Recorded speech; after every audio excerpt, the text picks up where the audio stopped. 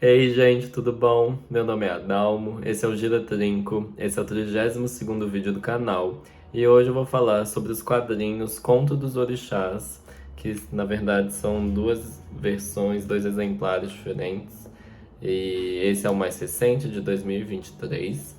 Esse é o de 2019. Eles são do Hugo Canuto, e é um autor lá da Bahia, lá de Salvador. É uma publicação independente e eu descobri por causa do Catarse, pelo financiamento coletivo, que os dois projetos tiveram. E eles custam, então. O segundo não tá vendendo ainda porque acabou de acabar o processo de imprimir dos apoiadores e tal. Eu recebi faz pouquíssimo tempo. Então ele ainda vai demorar para chegar no site do Hugo Canuto. Mas eu adoro esse nome.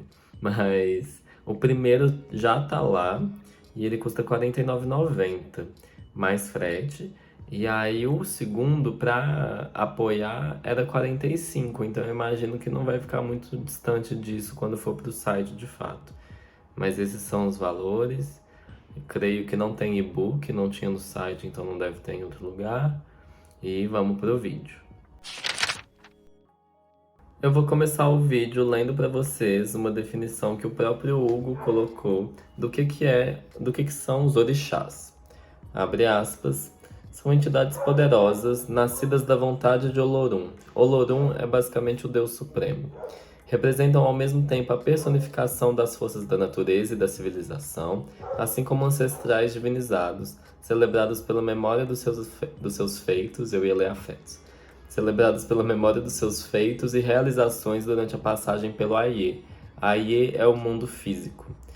O seu número varia de acordo com as tradições, e os orixás primordiais são chamados Imolés, ou Imolês, enquanto os orixás filhos, Eborás. Segundo a tradição oral presente nos Itã, nas histórias, nos contos, as divindades partiram para o Aie com a missão de trabalharem na criação do mundo e dos seres humanos, intermediando as relações com estes através de cultos e oferendas. Ou seja, orixás são as divindades. Especialmente, assim, eles são da cultura, da mitologia, da crença iorubá, e isso inclui religiões de matriz africana como o candomblé, a umbanda e a santeria. Isso eu descobri lendo esses quadrinhos, porque eles têm um trabalho de pesquisa muito interessante, inclusive. A definição de orixás que eu li, por exemplo, está num glossário, e esse glossário tem no final tanto da primeira edição quanto da segunda edição do quadrinho. E além disso, vão ter outras coisas do trabalho de pesquisa incluídas nos extras, especialmente da primeira edição. E eu vou ler para vocês como que uma frase que o Hugo colocou, para vocês entenderem a dimensão da pesquisa dele. Abre aspas.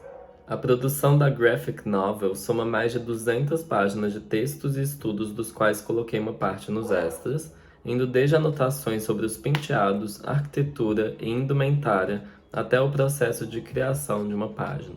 E sobre essa coisa da criação da página, é muito legal ver o esboço de cada coisa. Eu acho que para quem gosta de quadrinho é uma experiência muito legal ver um quadrinho brasileiro, ver um quadrinho que não tem nada, tipo, não deixa nada a perder em relação a qualquer outro quadrinho que eu já vi, porque acho que a gente não tá muito acostumado a ler coisa de heróis nacionais. Mas vou ler outro trecho que eu achei muito mais interessante nesse quesito nacionalismo.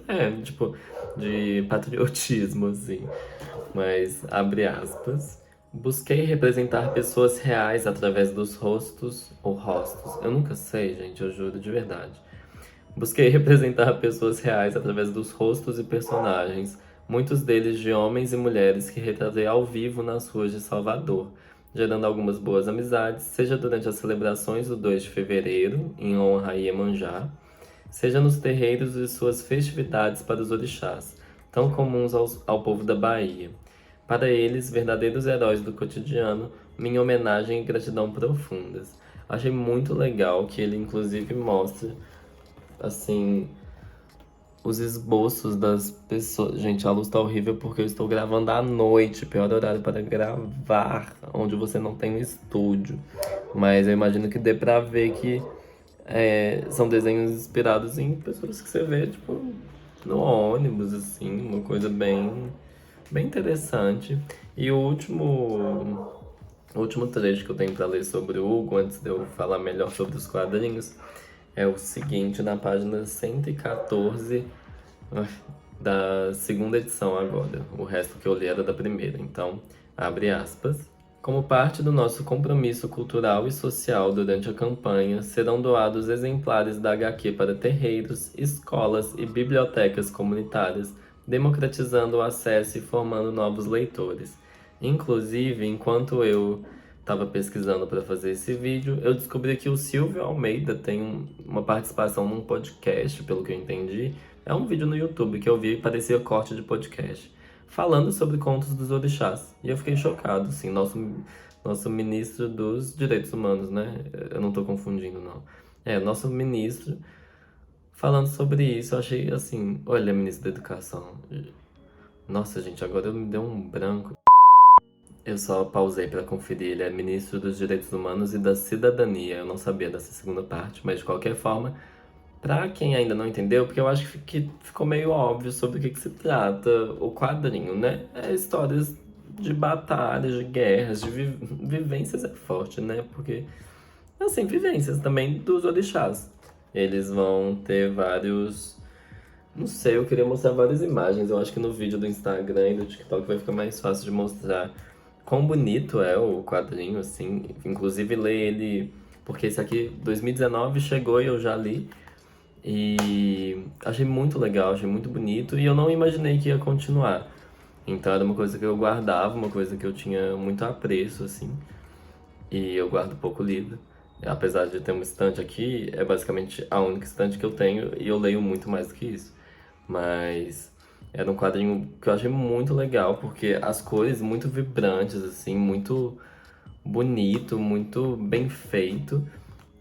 E falando justamente sobre orixás, eu nunca tinha visto essa temática como se fosse os heróis da Marvel, de certa forma. Eu achei incrível. E, inclusive, ver a evolução do traço do Hugo ao longo dos anos foi muito legal. O jeito que as cores também, a coloração das coisas mudou, mas... E as experimentações também, é bem interessante ver. Também outra história, né? Porque só tinha uma história e normalmente quadrinhos a gente tá acostumado a um excesso de coisa, há muitas edições, mas como é uma produção independente, obviamente eu não vou não é exigir a palavra, mas eu não esperava que tivesse várias, tipo, uma por ano, ele faz sozinho o trabalho todo praticamente. E olha que deu super certo essa segunda campanha do Catarse, acho que foi quase 150 mil reais, eu sei que foi mais de 100 mil. E merece, é um trabalho muito legal. Esse trem de levar para as escolas, esse trem de onde ele se inspirou, toda a história por volta desses quadrinhos eu acho incrível. A história em si, já comentando, eu não acho que ela é absurdamente profunda em termos de condução, assim, não é nada muito surpreendente, eu diria, porque a gente está acostumado à fórmula de, desse tipo de aventura, assim, mas isso no primeiro livro. No segundo, eu acho que já tem um desenvolvimento de narrativa muito mais complexo, que inclusive quando eu reli o primeiro para ler o segundo e até para poder comparar. Eu achei incrível, assim, como que o segundo tem uma cara de filme, tem uma cara de... Dá vontade de que tenha um desenho animado sobre isso, sabe? É um sonho, assim, óbvio que não é uma coisa simples de se fazer, é necessário um estúdio e tal, mas é muito interessante. Você vai descobrindo os orixás, você vai descobrindo como cada um deles está associado a algum elemento da natureza e a algum tipo de conhecimento. E, nossa, é uma jornada, olha que eu nem gosto muito dessa palavra, parece uma coisa meio coach, mas é uma jornada interessante conhecer uma religião, conhecer uma tradição que não é a minha, é, a partir de quadrinhos. É uma coisa que tem um movimento, que tem uma imagem ali que é muito forte. As cores são tão bonitas, eu fico chocado, assim. Dá vontade de ler o nome das pessoas responsáveis pela, como é que fala? Os assistentes de cores. Mas não vou ler, porque eu teria que achar foto desse povo. Enfim, mas... Ah, eu achei muito legal os quadrinhos. Eu acho que se perguntar se eu gostei, eu tenho certeza que eu gostei. Se perguntar se eu recomendo, eu tenho certeza que eu recomendo, sabe? É uma coisa tão, obviamente, não necessária, mas, nossa, eu nem consigo imaginar alguém que lê e fala, tipo, ah, não tem nada interessante aqui. É muito interessante. Toda a construção das roupas, dos cabelos, nossa, é muito legal. Eu acho que é uma coisa que dá vontade de divulgar de graça. Sabe aquela pessoa que você gosta de graça, aquela coisa que você faz publi de graça, aquele produto que você gosta tanto que você indica para os outros? Esse livro aqui, nossa, esses quadrinhos eles merecem muita atenção, assim, é um trabalho muito bem feito. Ele não é perfeito, para ser honesto. Inclusive, acho que os maiores problemas para mim seriam questões de diagramação ou da edição em si. Por exemplo, a numeração eu acho que é muito estranho o livro não ser todo numerado. Ele tem, tipo, 3 páginas numeradas em cada edição e eu não sei porquê. É tipo, a página 37 o número tá lá. De repente, a página 52 e lá na página 80 também. Aí eu não entendo para que coloca os números. Eu acho que não custava nada colocar um número bem pequeno em cada página. Até porque eu gostaria, em alguns momentos do vídeo, por exemplo, de citar na página tal da primeira edição tem essa imagem que eu achei bonita, mas não tem essa opção. Essa questão da numeração, então, para mim é um problema. A questão também. Na primeira edição existia esse problema. Não sei se na reimpressão dela já mudou isso, mas na segunda não tem, então é possível que eles já tenham feito essa alteração, mas tinha um problema de algumas coisas que você lê, sabe esse encontro das páginas? Às vezes ficava tipo o balão de fala bem no encontro, e não é que não dava pra ler, mas era uma coisa que dava pra ter tomado cuidado, mas como eu eu sei que é uma produção independente, eu peguei a primeira versão, acho que foi a primeira impressão que eu peguei mesmo. Ou não? Não, mentira, eu peguei a segunda tiragem. Mas mesmo assim é um detalhe muito pequeno no fim das contas. Mas um que eu fiquei mais realmente achei um defeito assim foi o posicionamento de uns balões de fala, mas assim, um a cada 20 no máximo. Nossa, isso. Mentira, pode ser uma a cada 30. Às vezes eu achava que ficava meio mal colocado, não dava pra entender se era pra eu ler assim, assim, assim, assim, ou se era assim, assim, assim, por causa do jeito que estava disposto, ou quem que estava falando, dependendo da disposição dos personagens, aí o balão não parecia estar saindo de ninguém específico. Então esses problemas técnicos, assim, foram o que mais me incomodaram.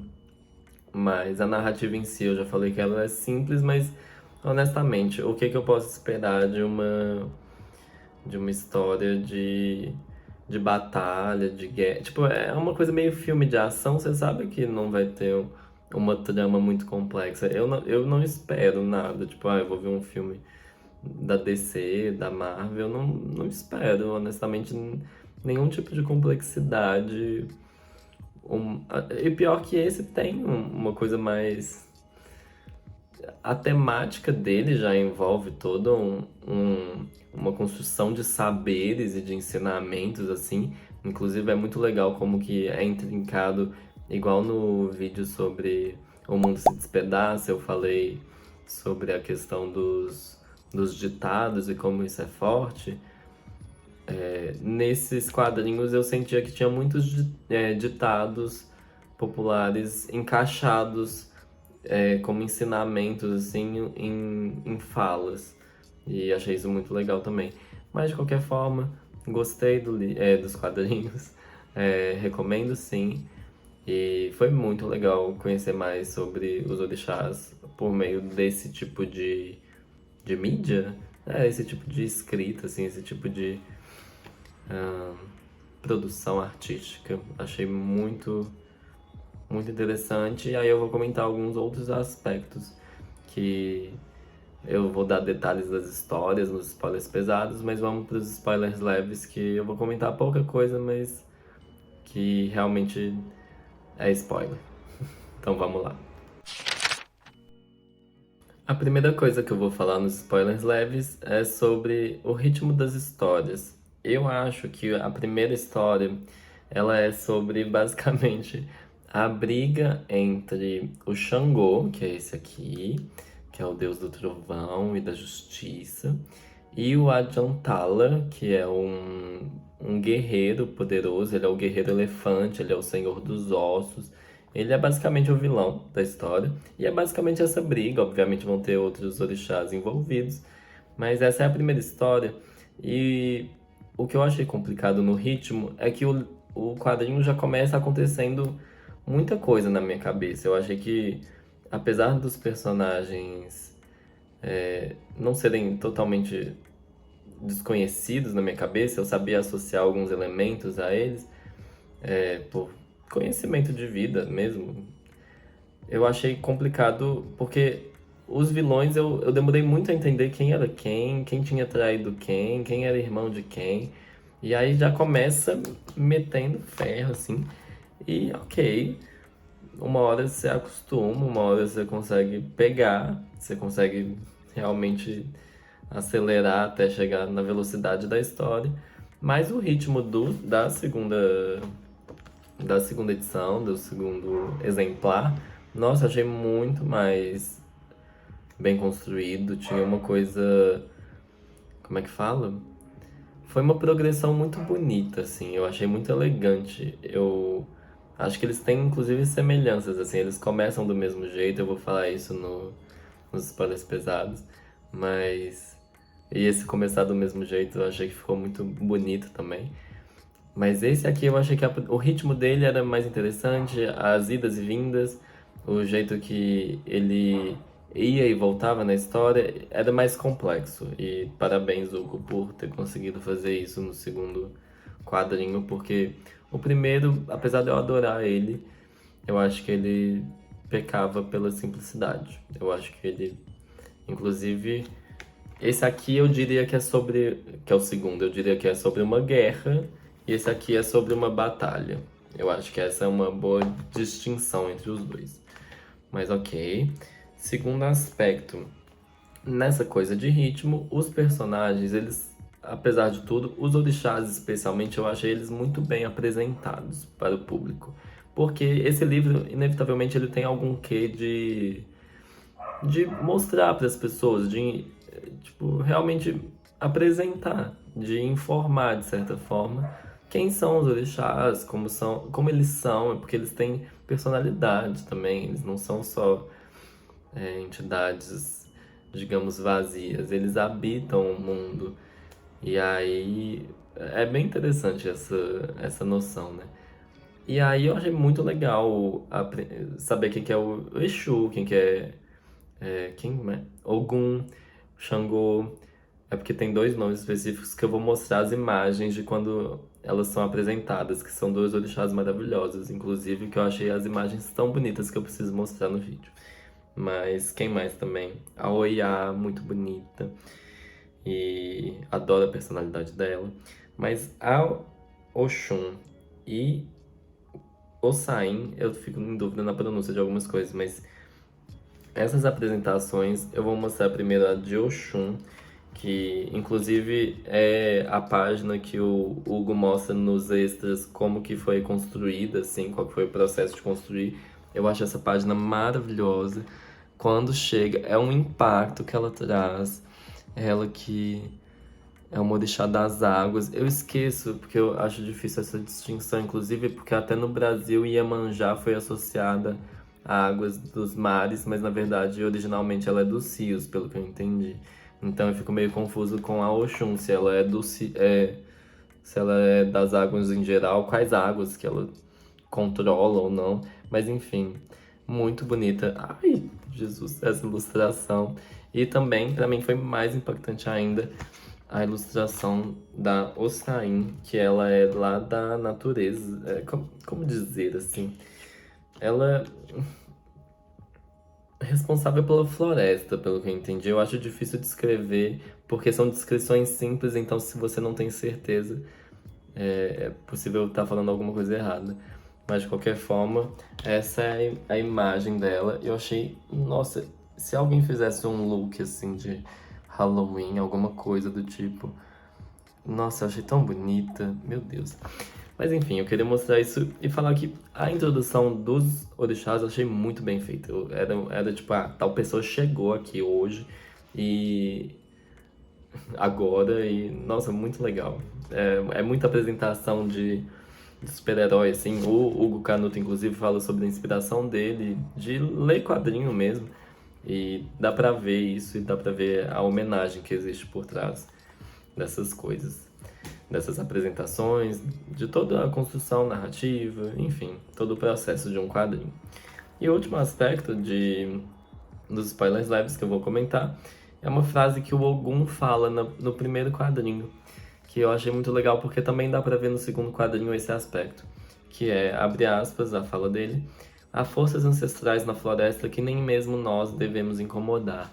E eu gostei muito disso, eu achei muito legal ver, tipo, uma divindade falando, tipo, a floresta é mais importante, tipo, até que Deus. Não Deus, né? Porque eles não têm não é um monoteísmo, essa palhaçada, mesmo que tenha um Deus supremo, não é tão simples assim. Mas saber que até eles se colocam no lugar deles, frente à floresta, frente à natureza, frente aos elementos do universo, achei muito interessante. Eu gostei muito dessa ideia. E essa frase especificamente bateu em mim. E no segundo, isso também é forte. Tem um momento que. Ai, será que é um spoiler? Mais pesado? Não importa muito. Xangô, ele vai estar lá na floresta e ele fica tipo, não, o fogo, meu fogo, tipo, o fogo que eu. Que ele também é o deus do fogo, assim. É o orixá do fogo, perdão. Ele fala, não, a floresta não gosta que o meu fogo esteja aqui, tipo, porque obviamente é uma coisa que como é que fala? Ai, Jesus. Que é prejudicial à natureza, então eu vou me retirar, porque o fogo faz mal para a natureza e é melhor, eu não vou insistir. Enfim, acho que já ficou clara a ideia. E meu para os spoilers pesados, hoje é um vídeo mais leve, hoje é um vídeo mais tranquilo. Eu também tô meio cansado. Vamos lá. Então, eu já mencionei no vídeo que os dois quadrinhos vão ter inícios muito semelhantes. E por quê? E que início é esse que os dois compartilham? Eles começam falando sobre basicamente o surgimento do universo. Essa é a história que está sendo contada no início dos dois. E assim, tem um quê de Big Bang, inclusive, tem uma alusão a isso, de como vai surgir o mundo, o mundo físico e o mundo espiritual, assim, e como que os orixás surgem a partir disso. Pelo que eu entendi, são 400 à esquerda e 200 à direita, ou ao contrário. Eu não entendi como que. Porque o Hugo fala em algum momento que a quantidade de orixás varia de crença para crença. Eu não sei como que eles variam de fato. Se é por causa dos que são eborás, que vêm depois, assim, e não na origem do universo. Mas, de qualquer forma, os dois quadrinhos começam com essa criação do mundo, inclusive do nosso mundo, de como os orixás vão criando basicamente a atmosfera, como eles vão moldando o ser humano, assim, a partir do barro, vai dar vida para esses seres, os animais também, como eles surgem, as águas. É muito legal, é muito bonito. Nossa, tem umas imagens muito bonitas. E no primeiro livro é mais simples, assim, no primeiro quadrinho. Mas no segundo, nossa, é um trem maravilhoso, assim, eu arrepio, porque, nossa, é muito, muito bonito. E, e nos dois quadrinhos também. Essas histórias do surgimento do universo vão ser narrativas que estão sendo contadas, tipo, ao vivo. Não sei se a palavra certa é ao vivo, mas Na história, no primeiro quadrinho, isso está sendo narrado durante um festival que vai ser invadido, inclusive, é uma coisa que, enfim, triste. Mas no segundo quadrinho, quem está contando essa história do surgimento do universo, da criação de tudo, é o pai do Xangô, que também é um orixá, no fim das contas, e que está contando pro Xangô e pros irmãos dele sobre a tradição. Assim, inclusive o universo, até a criação do mundo, até os reinos ali, Ileifé, eu não sei pronunciar várias coisas de verdade, mas de qualquer forma ele vai contar toda essa história até chegar no dia que eles estavam ali, basicamente. E é muito bonita essa coisa da narrativa, essa coisa da ancestralidade, de como eles valorizam e como eles falam assim, no primeiro e no segundo quadrinho. Essa história chegou, tipo, minha avó contou pra minha mãe, que me contou e que eu tô contando pra vocês. Eu acho muito legal essa coisa, assim, eu acho que é muito essa contação de histórias, esse jeito de perpetuar a cultura é algo que a gente sabe que vem de África e é, é muito bonito ver isso num quadrinho, assim. Eu acho que é uma oportunidade única. Eu nunca, apesar de já ter lido muito quadrinho, esse foi um bem especial. Gosto de reiterar isso e inclusive fiquei muito feliz quando eu notei que a segunda edição seria sobre basicamente a história de origem do Xangô.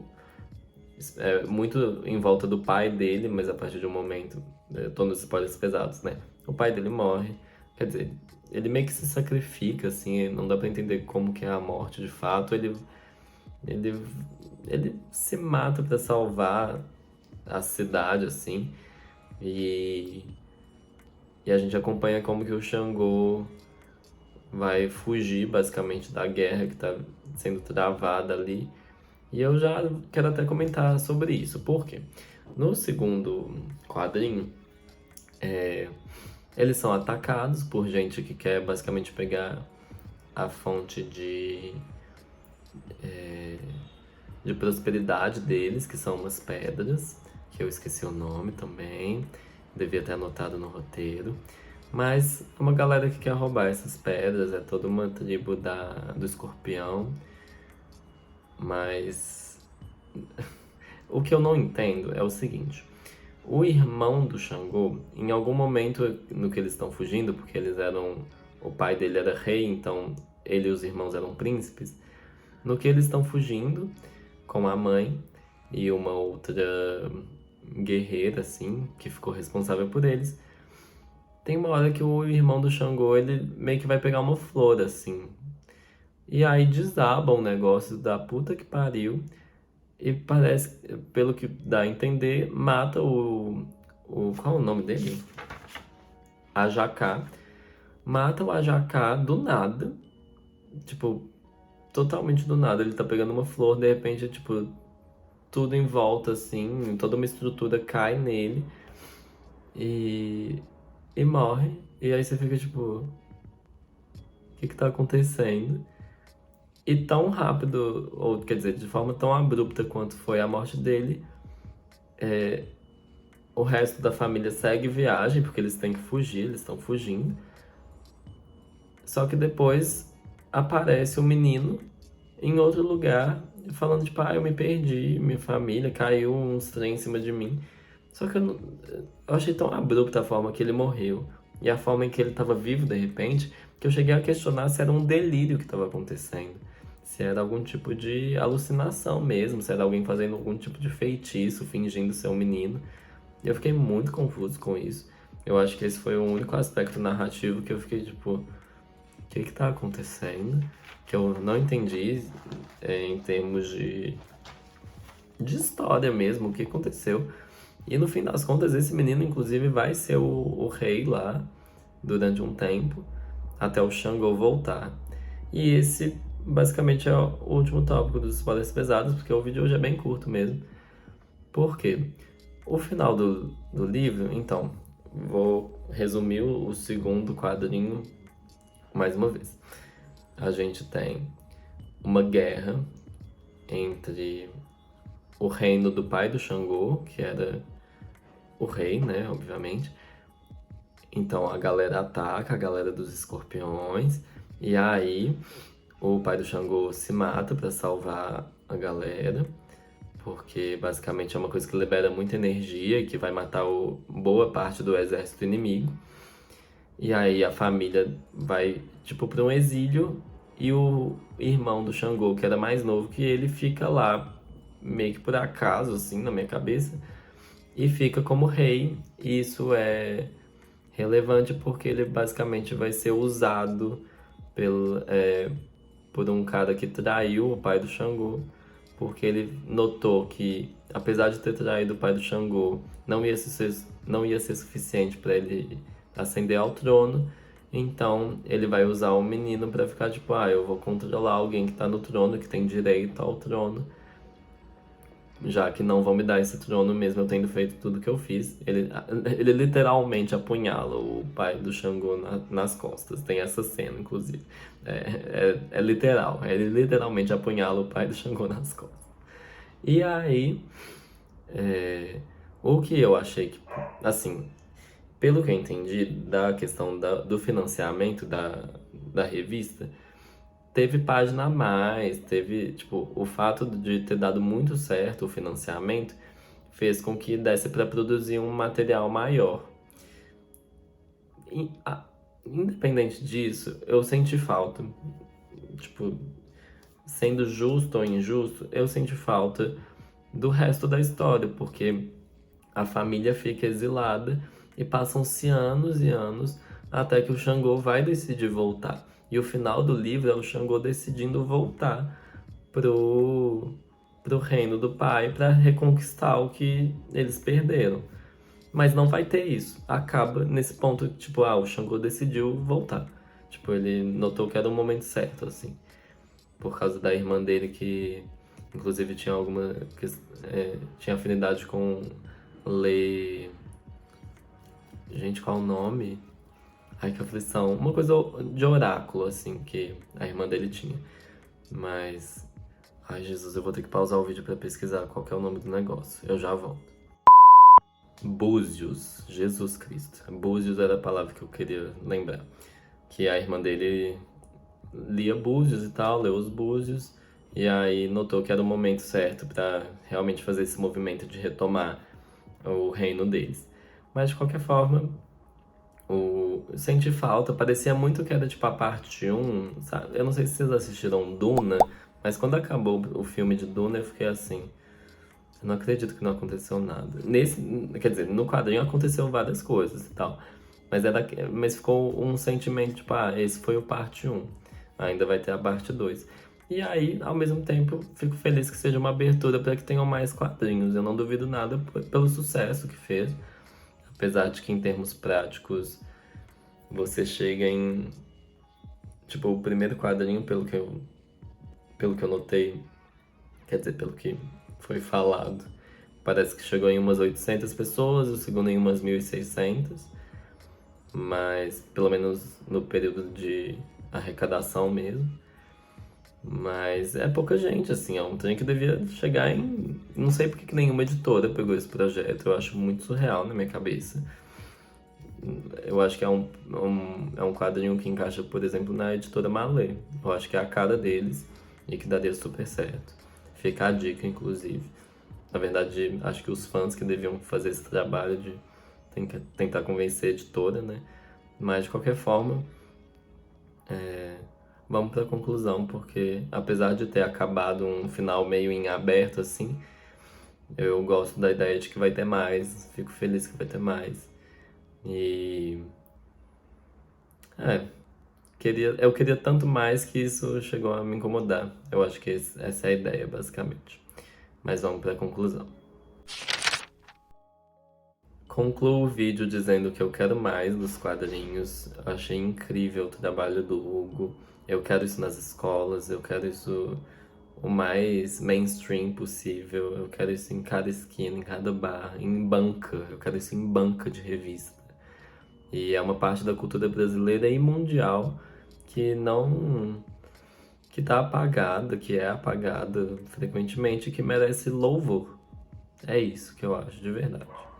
É um trabalho fantástico. Meus parabéns, Hugo, caso você esteja vendo isso de alguma forma.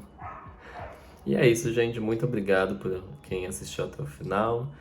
Muito obrigado a quem acompanha o canal. E por hoje é só. Até quinta que vem. Um abraço e um beijo.